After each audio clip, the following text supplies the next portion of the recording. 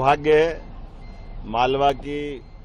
होलकर साम्राज्य की महारानी अहिल्याबाई का 300वां जन्मोत्सव चल रहा है। ऐसे में मध्य प्रदेश सरकार के सभी माननीय मंत्रीगण और हमने सबने मिलकर तय किया कि महारानी का जीवन जिस प्रकार से लोक कल्याण के रहा है, उनकी अपनी जनता के प्रति जो उनकी भावना रही है, सुशासन के उच्चतम मापदंडों के साथ जिस प्रकार से महारानी अहिल्याबाई ने अपना पूरा जीवन जिया है, हम सबका फर्ज बनता है हमारे प्रदेश की बहुत बड़ी, न केवल प्रदेश की बल्कि देश में उनका बहुत विशेष मान सम्मान और स्थान है। खासकर सांस्कृतिक दृष्टिकोण से उनने अखंड भारत की कल्पना की। भले उनका राज्य छोटा था लेकिन मन की उदारता और मन का भाव बहुत बड़ा था,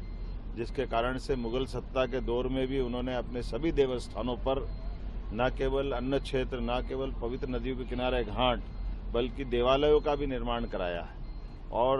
कहाँ मानसरोवर, कहाँ रामेश्वरम, कहाँ द्वारका, कहाँ विश्वनाथ बाबा का धाम,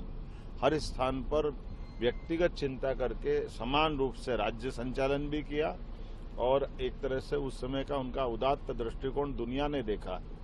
और एक इतनी कठिन परिस्थितियों में भी उनने समान रूप से एक प्रकार से शासक को अपने जीवन में कितनी कठोरतम भावना रखना पड़ती है। पति चले गए, बेटा चला गया, ससुर चले गए, जीवन में निराशा ही निराशा, लेकिन उनके मन में आशा अपनी जनता के प्रति, शासन के प्रति, भविष्य की संभावनाओं के प्रति,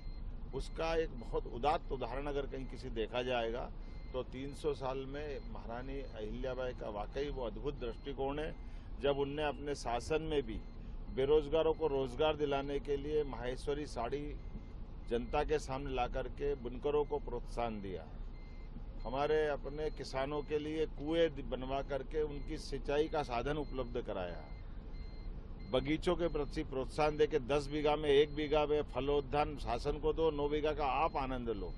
एक एक काम उनका तत्समय उठाया गया, वो आज भी हम सबके लिए समसामयिक है, आज भी उपयोगी है लोक हितैषी निर्णयों के लिए। अहिल्या माता का नाम लेने मात्र से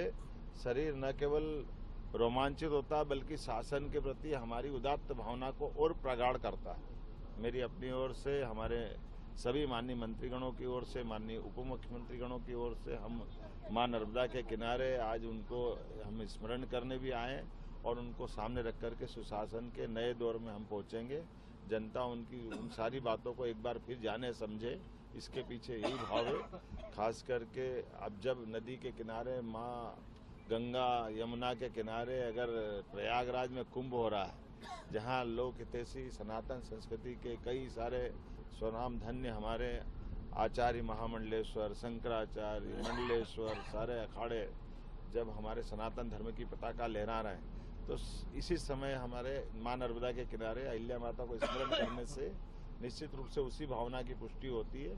मैं अपनी ओर से पुण्य स्मरण भी कर रहा हूँ और माँ का आशीर्वाद हम सबको मिले, इस भावना से हम यहाँ